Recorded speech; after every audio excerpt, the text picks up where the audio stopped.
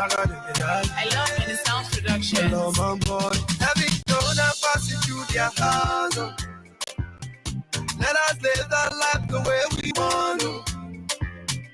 Why I always like to be the frazzle? You're not God. Yeah. I'm living my pro life. Yeah, pro. I'm living my pro life. Pro.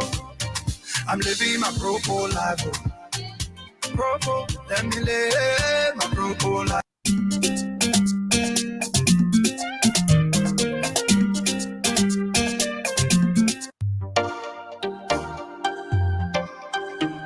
Yeah, chickadee-da, yeah. I love when it sounds production. Hello, my boy. Every donor passing through their house. Let us live that life the way we want to. Why I always like to be the frazzle? You're not got to judge the life we live in. Yeah. I'm living my pro life. Yeah, pro. I'm living my pro life. Pro. I'm living my pro life. Pro. Let me live my pro life. Pro. Sexy mama, give me some fever. Oh, yeah. The way you want your body, that ginger. Oh, yeah. Flex from the morning to the night. Yeah, get drunk, yeah. Get drunk, oh. Every day, na jolly, oh. While you're talking, we poly, oh. We spoily, oh. He got ten and do like oh. Now my bag go zugu, oh. Every donor passing through their house, oh. Let us live that life the way we want to. Why I always like to be the frazzle? You're not got to judge the life we live in. Yeah. I'm living my pro life. Yeah, pro. I'm living my pro life. Pro. I'm living my pro life. Pro. Let me live my pro life. My sugar, don't kill me, oh. I'm in the bar, and the sun won't kill me now. Won't kill me now. They call me go bazooka. Let me get the money, they call me go bazooka. I fuck a whole game, get drunk, oh, yeah. Get drunk, oh, yeah. Get drunk, oh, yeah. Get drunk, oh, yeah. Every day, na jolly, oh. While you're talking, we poly, oh. We spoily, oh. He got ten and do like oh. Now my bag go oh. I'm living my pro life. All right, living the pro life, man. Living the pro life. Welcome to the show, to you all, our listening audience. Today is the 7th of May. The month is going so fast. Oh my God, 2022. It's a beautiful day here in the city of Tulsa, Oklahoma, to be more specific. We're bringing you politics, nothing but politics today. Bringing you political talk shows, issues happening around the globe, issues happening in Liberia, court issues. A lot is taking place. You know, when you're in the political world, events are happening very, very swift and fast. So we want to thank you all. This is Sam Gadu. My co-host Joel. Welcome to the show, my brother. Yeah, thank you. And I hope you have a very great week. And happy to see you again. I did. I have a great week so far, and I can't even wait what it's gonna look like because tomorrow is Mother's Day. What do you think? Yeah, Mother's Day is tomorrow. Gonna be a basic day tomorrow. Yeah, the mothers, the wives, everybody. It's a happy home, a happy wife, a happy home, right? Mm-hmm. But this is what we got going on today is politics, and hopefully one of our guys will join us in because he's probably still almost just about wrapping up on his other show as well. But a lot's been going on, man. Liberia, Yeah, a lot going on. a lot of politics, a lot of events, a lot of Ahead of the presidential elections, we expect to see more of those kind of situations. right. But before we even delve into what's happening in Liberia, let me take you around the world with regards to Russia and Ukraine. What do you Hmm. make up of what's going on? All this war, bloodshed, and people are dying. What's your take on that, man? I think it's just it's power politics like we usually have it among the top players. Russia, on the other hand, the U.S., Great Britain, France, on the other hand. So I think it's more of like a political power because I think the Russian president is kind of a little concerned about um, the neighboring country association with NATO. And Right? his fear is that when once they are able to get their foot um, in how you call the place in Ukraine, Ukraine. that means they will be able to they'll create problems for him. So I think his strategy is to keep unrest in Ukraine. I don't think he wants to win a war. I don't think he's going to win a war, but I think as part of his strategy is to continue to keep Ukraine destabilized. But how can you keep a country destabilized, or you don't want a war, but it is at a detriment of other innocent lives? This thing is heinous, man. People, I mean, the country has been shattered into pieces, man. It's Yeah, I think the issue is about maintaining his position as a key war player, and he doesn't want anybody threatening that position. And so, because one of the concerns I'm having, it's almost like Liberia. Mhm. When we had our civil war, before we look, is spill over to Sierra Leone.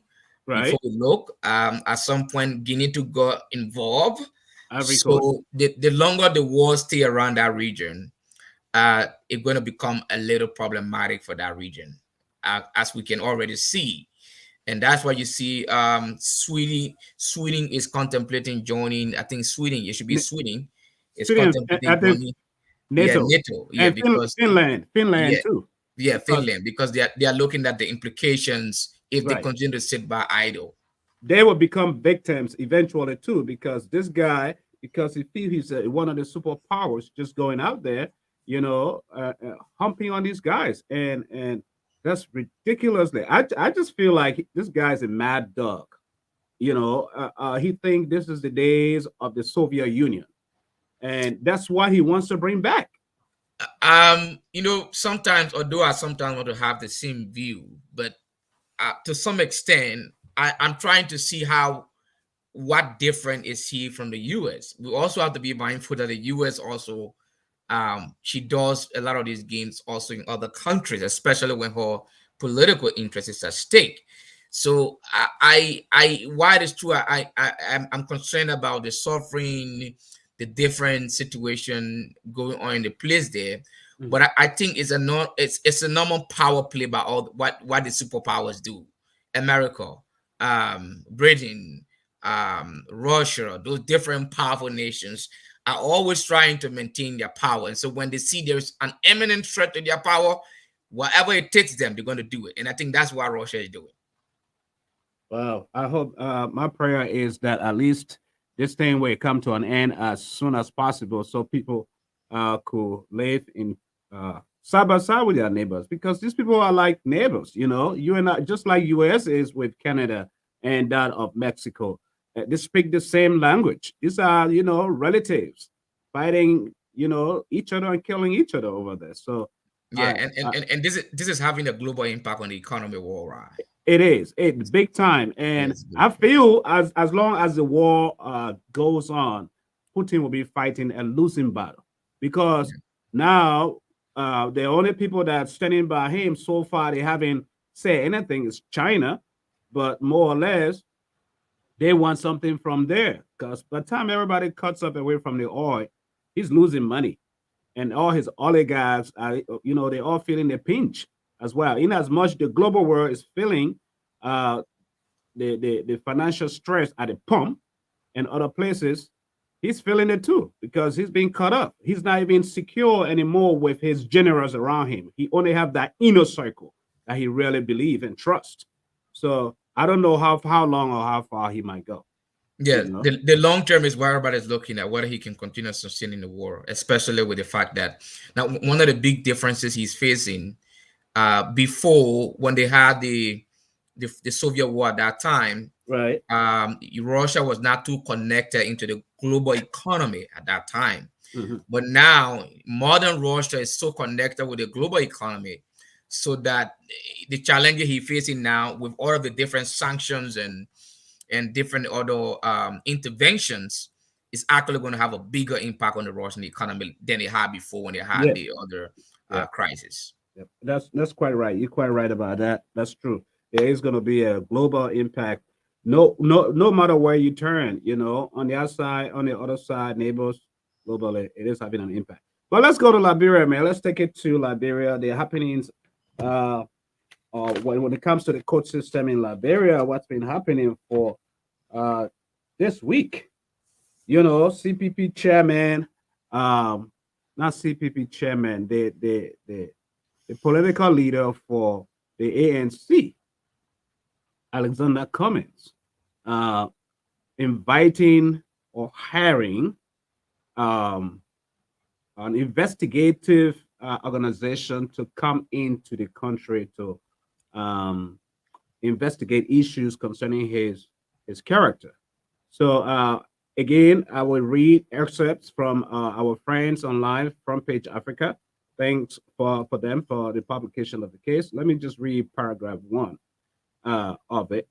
Mr. Alexander Cummings, the political leader of the ANC, is leaving no stone unturned in his quest to prove his innocence against the allegation that he altered the framework document of the CPP and forged the signatures of the CPP leaders, particularly that of Theodore Momo, chairman of the All Liberian Party. Although the matter is in court for determination, Mr. Cummings has hired the services of Sherry Blair, CBE, QC, to lead an independent and international staffed forensic investigation into the document, tempering allegations made by the All Liberian Party, which form the basis of ongoing criminal proceedings. This is what this guy has done when it comes to Alexander Cummings. With this whole framework that is going on, taking place in the country, it's tearing apart the CPP. It has brought a great divide into that collaboration of political parties. But what's your take when it comes to this whole issue of him hiring an independent investigative organization outside of Liberia? What Uh, impact is that going to make? I think I think one of the things I've read is that he's concerned about his partners, and also concerned about his friends, and his reputation. Now, one of the things I've been looking at, as a lawyer, I've been thinking about whether, okay, what's the relevance of this in forensic investigation. Now, if he's bringing in her as an expert witness, Mm-hmm. that would have been a very brilliant idea. That's what I would have been thinking. I'll be if a defense team could bring her in as an expert witness, that would be a very great thing that he'll be doing, so that, because Liberia do not have real forensic experts, forensic investigators, so he could be bringing her in as a forensic expert, and she could be presenting before the Liberian court. I think if she's allowed to present as an expert in the Liberian court, because that's not practicing law. So on our laws, to be an expert witness, all you need is, you must have the skills, you must have the education, you must have the experience or the technical training. So if her law firm or her expertise is in forensic investigation, Mm-hmm. yes, she will be a very good expert to put a very strong defense for Cummings. Now, but the problem I'm having here is, if he's trying to do it outside of the judicial system, meaning it's like a parallel investigation. Right. Now, why it is true that they are going to produce a report. The legal significance of that report is where the question will be. The legal significance, all right? Yeah. Because judicial process, they have significance over those kind of alternative investigations. So I'm a little bit thinking, I don't know why his legal defense thing is suggesting, but I would want to have that later on my team if our Cummings defense lawyer as an expert witness for our team. She would be a good one to help the team. Yeah, because I was thinking, what significance or impact is it going to make? Even if they allow her, because she's not above the law. She's a foreigner. They're not going to listen to her in court, just like you mentioned, and take her case as so valid as something, so important. But this aspect of bringing all experts from overseas, this is not the government bringing or them in. Like, okay, we need help over here. If it was the government, that's quite understandable. But I think that probably could be the best advice to have her on his team. Yes. As a she can serve as an expert witness. So the aspect of, spending money and hiring jets and bringing and lodging and all of that, it's just a, big show so far. Yeah. That's just crazy. I hope, we see where this goes. And then going into that whole issue, we saw that takes us to the former Vice President, Honorable Joseph Boakai, appearance in court sometimes this week. What's your whole take? Because he shows up and he wasn't hurt, nothing happened, then he had to leave to go. What is going on? Is CDC messing up with him? Serena Seaforth, all these guys? I felt like he was being snubbed. I'm not too surprised with the current situation, although it's a little problematic for the opposition. All right, like I said before, you remember we talked about this before. The fact that the opposition is divided, it makes it difficult for them ahead of the elections. Yeah. All right. Yeah. It is very strange to see that Boakai will be testifying as a state witness. All right, he's testifying as a state witness. I would say a witness of the court. The court is inviting him to testify. They subpoena him because one of the arguments that they've made is that he did not volunteer to testify. So his testimony, it may help the defense or it may not help the defense. Right. So that how it seems to suggest to me. But if he's testifying as a state witness against Cummings, it sends a political message that is not so fine. And one of the messages here is that I always say this: there's more likely going to be a second round. In that second round, you need the help of Cummings, his loyalist. You're talking about in the elections next year. In the elections. Okay. And this is why from the onset, I have said over and over that it made no sense for them to have fight each other.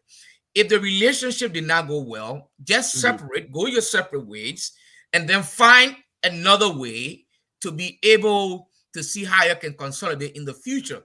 Or maybe one of the things I think the lawyers did not consider, and they should have included in that document that, all right, if you are withdrawing, if you are separating, then you agree that, when we are in the second round of elections and I become the candidate to be the one leading the opposition, that you give me a support. I think that would have been a friendly way of managing the conflict, But as it is now, it makes it a little difficult. So Cummings is worried that Boakai is collaborating with CDC to strangulate him from running, the how it presents. But because look at what happens at the court, shaking hands with Serenius, who is the man who's going to prosecute, the kids and all of that stuff. And people are even saying that he is probably trying to strike a deal already with the government against Cummings. So photo ops this is all because of photo ops.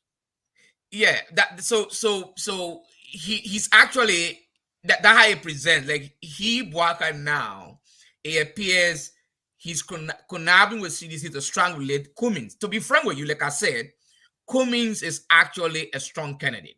I can say that for sure. Right. And nobody may want to hear that. And the reason why I believe that he's a strong candidate, and he's a threat to CDC as well. And so getting either Cummings or getting Boakai or Cummings out of the race is going to help CDC a little bit and make things easier for them to fight to be able to win the elections. Hold on. Why would you say that? Why would you say that Cummings is much of a bigger threat? Do you think he's really much of a bigger threat than Boakai? I believe Cummings is a bigger threat, especially to the CDC base, because the first thing is the ANC is a product of the CDC. All right, that's one of the first things there, and the ANC has done a lot of work since the last elections.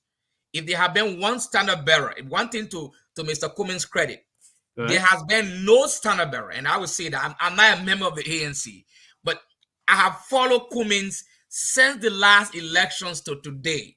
Cummings has not stopped working. Cummings have been in all the counties. Cummings have been in all the districts, and he's doing all his best he can. Now, you cannot see somebody doing that level of work and do not think that it will not have some positive outcome. There will be some positive outcome. So I believe that Cummings is a very strong force, and CDC is a little afraid that, if Cummings is part of the race, it's going to affect their base to a greater extent, and that's what I think is outplaying here. Wow, that's interesting, and we can't wait to see what is going to look like. Coming up with especially during the election time, being able to see what's happening. These guys all put together, with the issue of Liberty Party, with what happened, with the Supreme Court telling them to go take care of their case in-house. What do you make up of Musa Ability? What he did? I don't even know why I have this picture up here. But not. Musa Ability, they had a 72 timeline to respond, right? And then he left and went to NEC and corrected the documents instead of normally, Conga, the chair, is calling him, okay, can we all meet and get the actual work done, then be able to submit it? And he just cut them out like that. To the point where they had to have a press conference, and then they went and redid their part of the work and resubmit. Where does NEC stand in this case? Which document are they going to hold up? I think there is one regulation that I think the justice reminded the group about, and that regulation was that the convention chair and the political leader, they are responsible for depositing the party's constitution at the National Election Commission. And so if that is the case, it means that legally, Nyombli's version would be the legal version that will be accepted by that National Election Commission is to be able to take, because National Election Commission cannot be violating your own rules. There's a reason why you are saying that only the convention chair and the political leader should be the one depositing the how you call it, the constitution, right? Yeah. So whatever Musa is doing, it will have no legal effect. But that is putting him in hot water, though, in jeopardy, because it looks fishy. I don't know who's advising him to do what he's doing. But I felt the same way, looking at it from a layman's standpoint, that if the legal documents supposed to come from the chair telling NEC that, hey, we have a new leader, this is our reverse constitution, this is it, I think they should be able to accept that as in, okay, I'm the leader, I should do this. This is a democracy, man.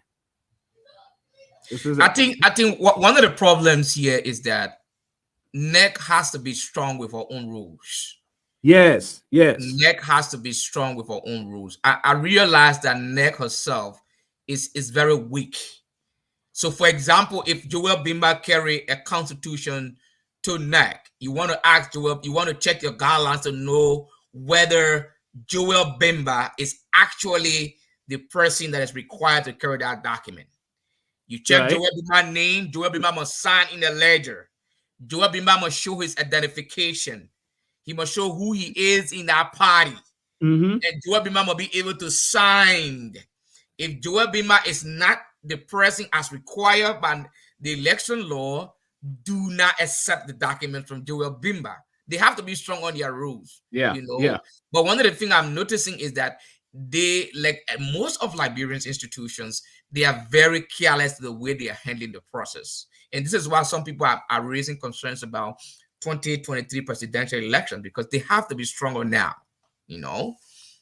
Yeah, they have to be very, very strong to the point. I agree with your point, as in because it almost looks like you are the parent. You have children, and you are the parent. And any issue that arises or comes in, you are there to divide them. You are there to bring justice. You are there to make peace, to make it right. So the other child is not going to feel, oh, I was favored more than the other one. That's what NEC is. So they need to be very strong in that area. That's a very good point you struck out. And because in fact, if you even look at NEC ruling, like I think we talked about it last time, right, the ruling that made no sense at the time. So first, the case that was before them, there were constitutional issues raised. Now, if constitutional issue were raised, automatically that means you could not have election. mm-hmm. That's what it means, you know, because once the case has gone to the Supreme Court, if you say you are having elections, that means you are disregarding what is, you know, what is happening at the Supreme Court. Right. Now, just yesterday, the commissioner had a meeting and announcing that they have asked the legislature to put a stay on the how they call it, on the elections. They're going to extend the election because of what is going on. Long before this time, next you have been able to already make her action and say, hey guys, this is what we have happened, and just send it over to the Supreme Court. They wasted a lot of time over there. They wasted a lot of time.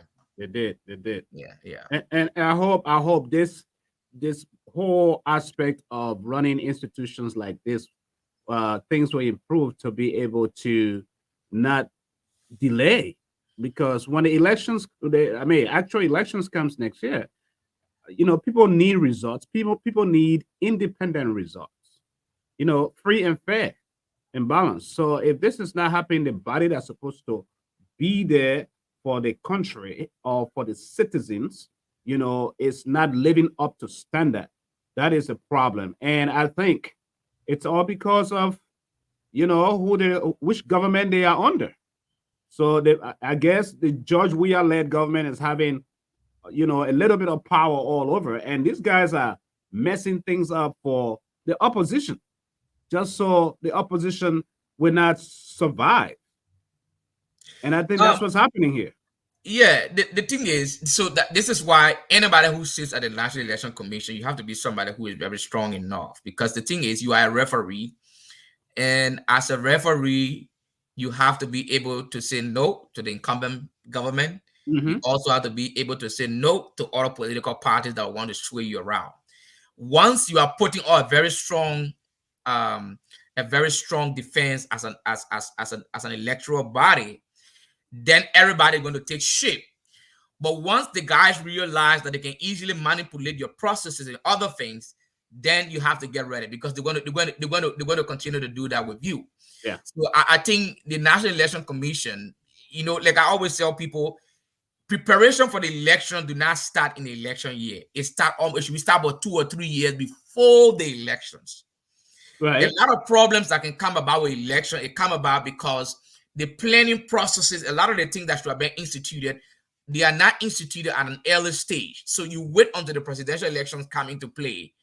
For example, now they should be recruiting hearing officers, very trained hearing officers. They should be beefing up their legal team at NEC. That legal team, I'm seeing that they need strong legal team, and they need to be beefing it up. They need to be working on now on party constitution, set up a secretariat, get a team that is examining, raising issues, and calling political parties. Not just waiting. If you wait for the conflict to come, then you're going to have a problem. Yeah, So I think yeah, Neck need to be a little bit proactive with how she's addressing situations. Because even the issue that has gone to the Supreme Court about this particular withdrawal clause, if you have somebody who are analyzing that constitution, he would have raised that issue long before this particular time. yeah. You're right. You're You right. see? You know that they have to be very strong, and the example is there. If you look around the world, like U.S., democratic institutions are established to bring about fairness. You know, for wait, people are spending money and resources to get elected, and you just sweep everything under the rug. Yeah, they have to be strong, or else they would probably be part of the problem. Exactly so. Yeah. And Exactly. that takes us to the mid hour of this show. To our listening audience, today is the 7th of May at Talk TV Media Network. We're discussing politics, couple of issues concerning our society here around the world, or whatever it is. We have the lines open. You can call in at 539-525-1552. That's the WhatsApp number and USA number as well. Those of you in Liberia, you can dial and call +231 777 Again, my name is Sam Gadu and Joel Bimba hosting the show. We will take a quick break, Joel, maybe 30 seconds, then we can just hit it right back with this whole stuff. So until then, we're playing your proposal. Proposal. You know, Propo Liberia. Yeah.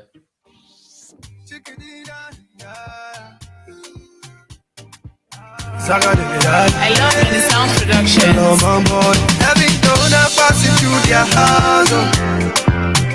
Let us live that life the way we want. Why I always like to be the frazzle. You're not got to judge the life we live in. Yeah. I'm living my propo life. Yeah, propo. I'm living my propo life. Propo. I'm living my propo life. Propo. Let me live my propo life. Propo. Sexy mama, give me some fever. Oh, yeah. The way you want your body, that ginger. Oh, yeah. Flex from the morning to the night. Yeah. Get drunk, oh, yeah. Get drunk, oh. Every day, na jolly, jolly, oh, jolly, oh. While you're talking, we poly, oh, we spoily, oh. He got ten and do like Kesubama, oh. Now my bag go for Zukukazu, oh. Having done a passing through their house, oh. Let us live that life the way we want, oh. Why I always like to be the frazzle. You're not got to judge the life we live in. Yeah. I'm living my propo life. Yeah, propo. I'm living my propo life. Propo. I'm living my propo life. Propo. Let me live my propo life. Sugar, don't kill me, oh. I'm in the pub, and the sun won't kill me now. Won't kill me now. You call me go bad, now me get the money.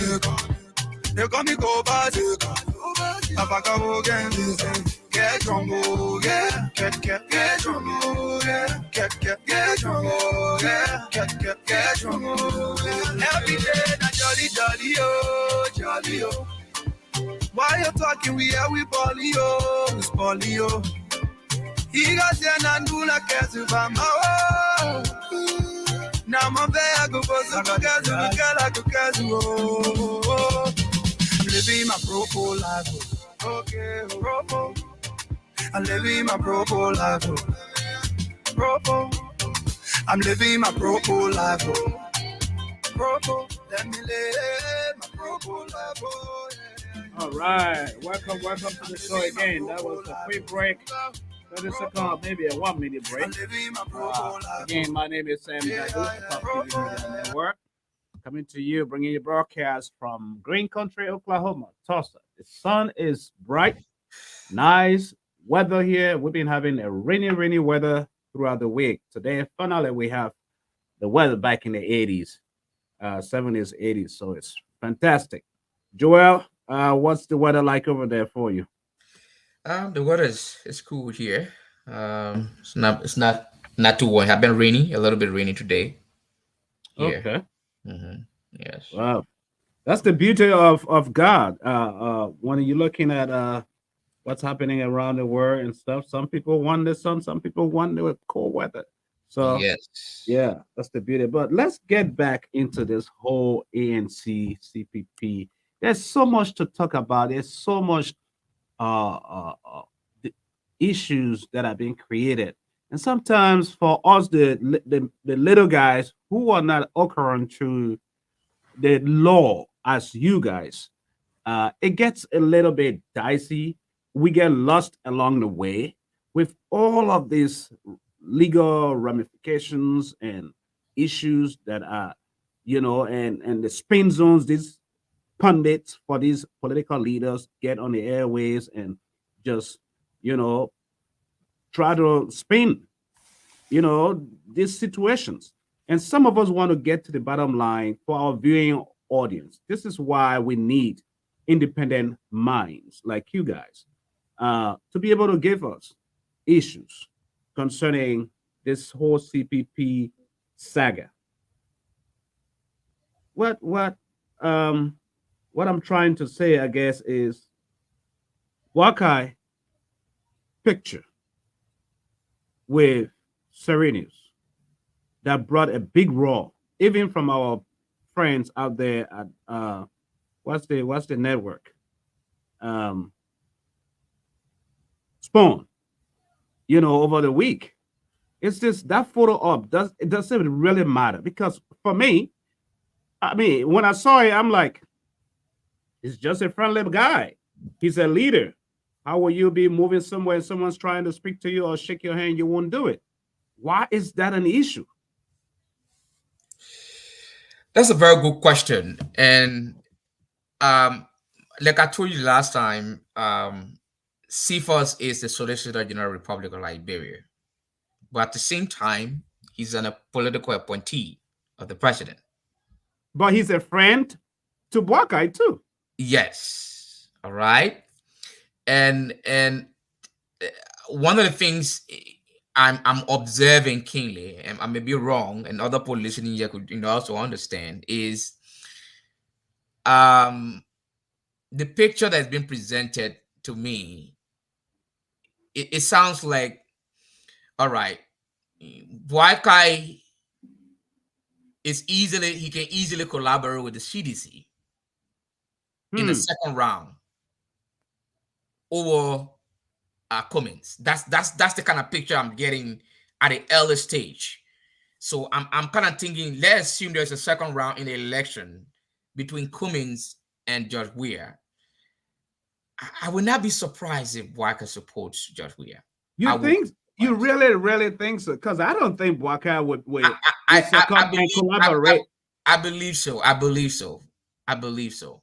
Well, that is those are all suppositions. That is yet to be proven, right? Yeah, yet to be proven. I believe, because I'm still looking at the challenge, because if he and Cummings cannot come to terms now, and there's a lot of bad blood that is ongoing between them. I'm looking at the extent of the bad blood. Mm-hmm. All right. There's a fraud case. The fraud case that is on Cummings, yes, it was ARP who took it to the Liberian government. Liberian government is prosecuting, but indirectly it benefits Joe Boakai. Now he's there. Now Cummings also is fighting on the other end with the Supreme Court as to whether or not to allow Joe Boakai to contest the elections.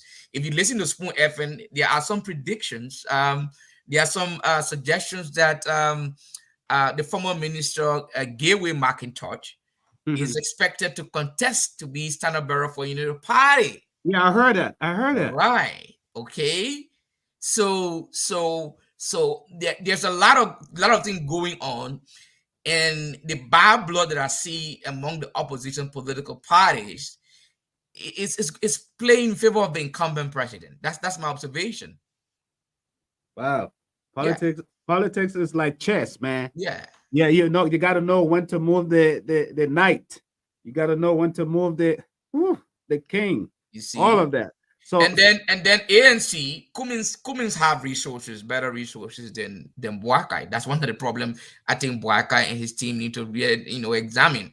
I don't see them having much resources like Cummings have is disclosure. right. So Cummings have resources, and you and I know that when it comes to elections, why this true popularity matters. And But integrity, though. I mean, yeah, one guy has the integrity. yes, integrity matters though, but the money factor can also play out against you. Oh yeah, big time, big Yeah, time. it plays out against you. Some of the problem that Joria faced when he ran and lost the election was lack of organization. They never had much resources. He was very popular. So all Joria ran on in 2005 elections were basically on his popularity. He didn't really have much of the resources. Ellen was able to organize and get some resources. Her first Mhm. term, her second time, she was able to get it. And so Boakai campaign is still struggling yet. I don't see them well organized. Boakai campaign is still not too organized financially. So those are some of the little constraints I'm having here. Wow. Well, that's why I guess that's what makes politics very, very interesting. Ladies and gentlemen, this is Talk TV Media Network. We're talking politics. Saturday at the same time, every Saturday at 1 p.m. Central Standard Time is when we talk politics. And then Sunday tomorrow is our talk show, gospel show. Uh, Pretty soon, we definitely might be bringing Thursday and Friday in for the business part of it and the medical part of it talk show to be educating our population, our people out there. But today, mark us on your calendars for every Saturday at 1 p.m. Central Standard Time. Those of you in Liberia, that is about 7 o'clock p.m. I think. 6 or 7 p.m. So it's prime time for you guys. And those in Great Britain, it's 7 p.m. as well.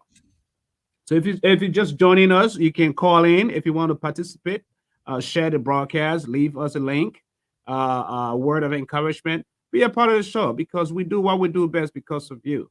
Without you, we would not be here. You encourage us, you remind us because we are an independent network. We do not hold any political alliance. We discuss issues as we see them independently. And this is what we do. Right, Joel? Mm-hmm. There we are. That's what we do. That's what we do.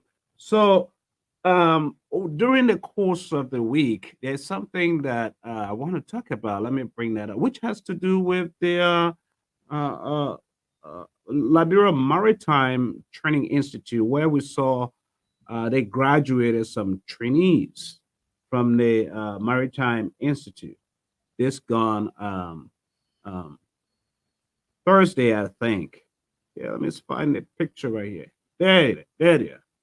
So we saw some of us. I was able to watch briefly what was happening. Then the weather took over. You know, the Liberia Maritime Institute has graduated its second batch of 24 young Liberians, 20 males and 4 females, who completed a full 2 year study to earn associate degrees in marine engineering. Um, this is something I'm thinking about Liberia, Joel, when it comes to maritime, living up to international standards. There is a lot of things. And I think we need to, this is one topic I think we need to have as an issue one day to be able to discuss when it comes to maritime. Oh, here comes our contributor from Great Britain, the man from Great Britain. Welcome on the show. The, Let me the bring you British right, boys. the British boy. There he is. Yeah, Welcome, welcome. thanks. Good evening from my end, Jared and everybody. Yeah, good evening, Mr. Wakio. So, like I was Yes. saying, yeah, well, maritime issue, I will let you come in very soon, Max. With maritime issues, ships docking in, leaving, the impediment of clearing a container at a port, protecting our waters, all of that. Are these people, these guys, these young Liberians that are being, school or graduated, trained, are they up to the task? Do they even have the resources or the equipment to operate to do the things that it needs to do? These are some of the issues that I think needs to be looked into. It's not just someone going to school and get a degree, because we see that happen many, many times over there. How many students we don't see being graduated at University of Liberia, but they go down waterside pushing wheelbarrows, not even doing what they went to school for. This is my point when it comes to these institutions like maritime. It's a gateway economy to the country. What's your take? You both. I know the maritime. So maritime, the school there, I think they resumed they've been in resumption since about 7 years now. 8 years they started the school over there doing the training. I know that there have been some goodwill from some European countries trying to beef up the maritime sector. But there have been problem with monitoring and supervising the waters. In fact, there have been reports of so many illegal fishing going on there. In fact, if you recall, a year ago or a year or two ago, there was this agreement that Liberia was signing with Senegal to come and take some fish from the waters there. I think it was either Senegal, I want to believe, if you follow the reports at that time. Yeah. And there were a lot of outcry about that because the Senegalese have their fishing methods were not too good, and there were a lot of public outcry about that. I don't know how far that has gone, but again, we losing so much when it comes to maritime. That's just one fact, because there's so many illegal mining going on. We don't have the coast guys now were equipped to protect our waters. They're still struggling, and like you rightly said, there are so many brilliant Liberians. The only challenge is they are not given the resources to utilize the talents. Yeah. If you don't give for the resources to utilize the talents, what happens at the end of the day is that you really cannot, they'll leave. So for example, I get one of my former students, he's now in the U.S. Army here. He did master's in maritime studies. He used to be back at UMU. Now he's in the U.S. Army and he's in the Navy. All right. Now, that brother would not be here in the Navy if and only if they provided him a real sound professional opportunity in Liberia there, where he's working and utilizing his skills to the maximum. He wouldn't want to be here. Right. All right. But apparently he's there and he's not part of the political class. And so nobody wants to use his skills. They don't want to pay him out of it. Maybe even now instead of paying, he will not even on payroll. And so he looked at it for a while and said, okay, I better find my way. So he's gone. He's now in the U.S. 10 years from now, that guy will be a maritime expert in the U.S. and he's sitting out here while Liberia is suffering over there. So those are some of the issues we are facing in Liberia. There are so many brilliant Liberians, but the country do not really use them that much. And so they leave the country. Especially when you have integrity, you wouldn't want to sit down over there wasting your time as a professional person. Right. You don't want to waste your time, especially when you get an opportunity. You're going to leave because you want to use your skills. No professional person want to be there and begging and or worshiping people. No, you don't want to do that. Nobody want to do that, especially when you are reaching a certain age. You don't want to waste time. Why you come in? Come in on that, Mike. Well, look, it's sad that we, after 14 years of civil upheavals, we are yet to recover from anything. All the sectors are still down, and one of the areas that actually normally, as I've been hearing, we've been raising funds from is the maritime affairs. But unfortunately, since 1980 or perhaps 1989, the institutions you know, in fact, even to be right, because I read in the TRC, even up to till time, we were still raising good money. Yeah, money was still good. Money was still being raised by the international by those ships that flies our flags and things. And beyond that, at least uh, even in that is mentioned in the TRC that the country was actually being able to raise a good bit of money from that mineral resources, and except that it was not being used for the intended purpose. But one thing I must agree with Joy that said in terms of human resource development, we are lacking that aspect of trying to fish out the good ones and then sponsoring them and maintaining them.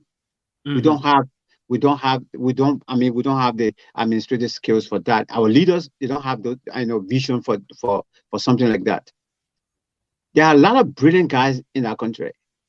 Yes, that in areas of their choosing careers, they can do better if they really get support and things. Right. But they are not being given the chance to even continue further.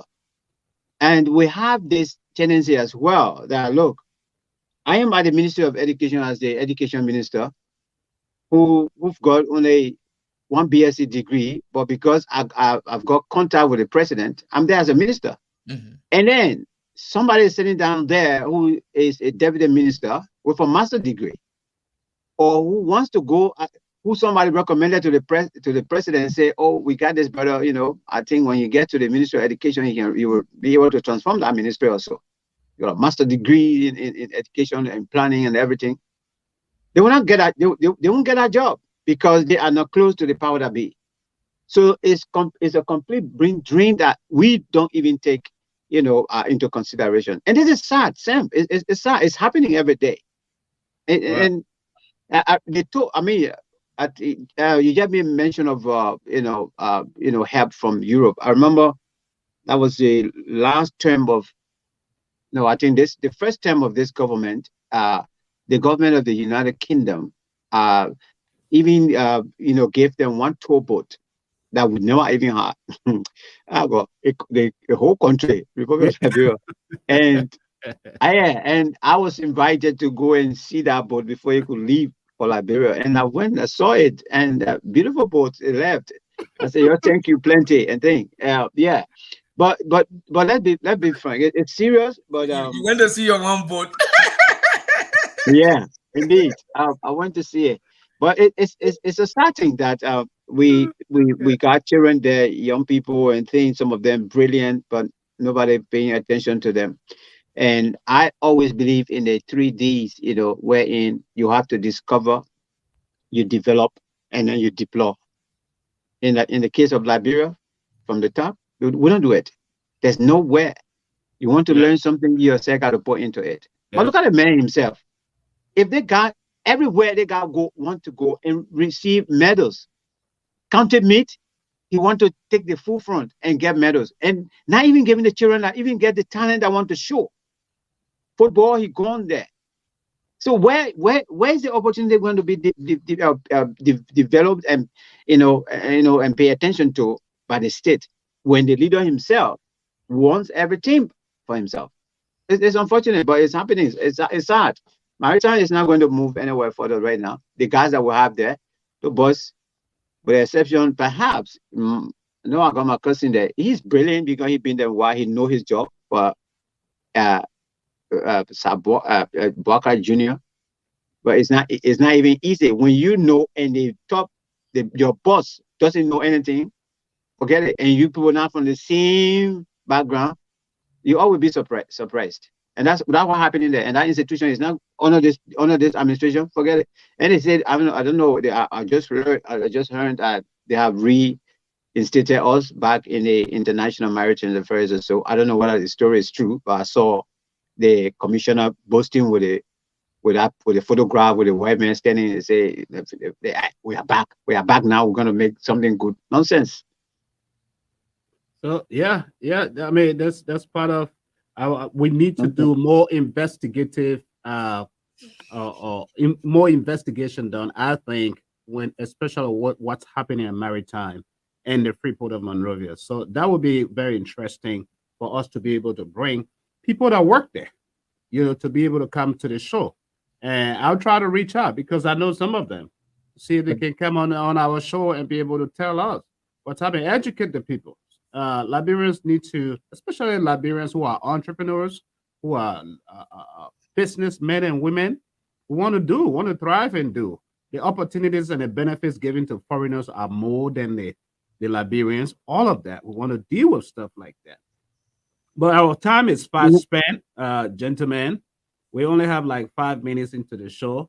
But something that I want to talk a little bit mentioned that I was listening to your show, Max, was I didn't get all the entire story in full. If you can give it to us, it seems like it is an story that is developing some part of Liberia.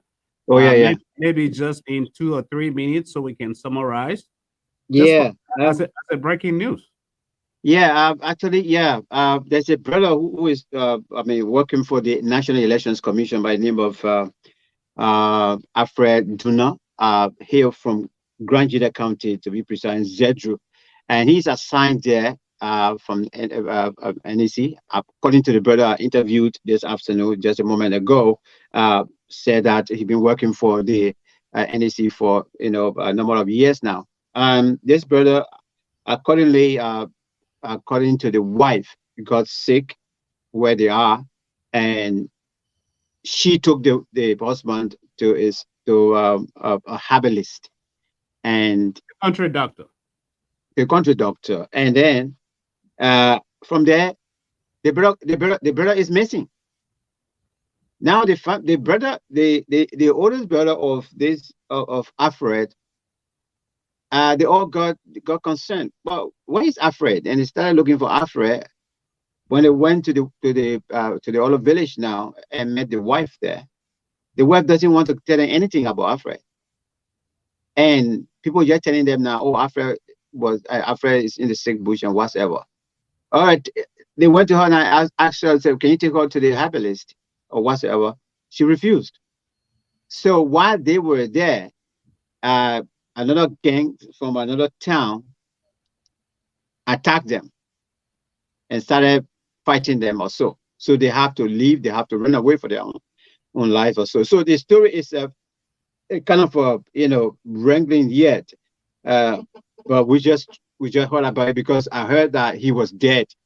And then a brother contacted me that morning and said, oh, can you speak to the family and whatever? So I called them on the show and they came to clarify that he's not dead.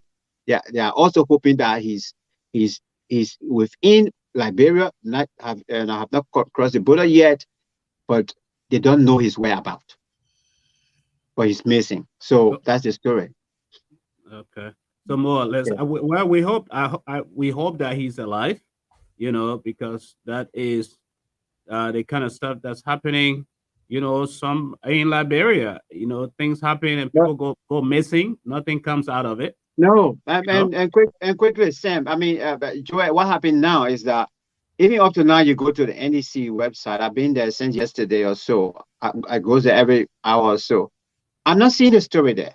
No, she made mention. She made mention in her press conference. Even the even website. yesterday. Yeah. Even yesterday, she didn't even make mention of it when she was talking about local issues. How can you treat your employee like this, Sam? How would I be working? Even if that one day I went to work, I started work, and boom, the next day I got missing. You, as my, especially, I have left my family and gone. I said I'm going to work. I didn't reach to work, maybe, and then I vanished or so. And when you hear it as a manager, you don't think you get involved in finding Max? Definitely, it will be your concern. Mm-hmm. She made mention it at the end of her her press conference. I heard later. She said, "Oh, we remember the family. I heard about it, but I think they need to take a more. They need to do something more about it than just talking about it that way." But that one can happen over there. They just small, they forgot about it, and boom. It's left with you and your family now to deal with it. Mhm. But So as we take the wrap up, gentlemen, for the show, I appreciate thank the you. time taking coming out. Don't leave when Thank you. even when the show ends. Don't leave. Please stay in the Thank you. background. But I want to find out what are you guys doing for Mother's Day, man? As we wrap up here, you know, I am one day on our side. Yes, as huh? long as it is available, I don't have any reason to go anywhere else. Our own part of it, your own coming on that side.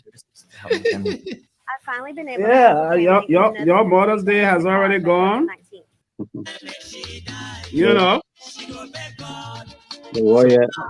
so Joy, you said you got to send a lot of big goat or cow back home for Mama, man. Yeah. Yeah.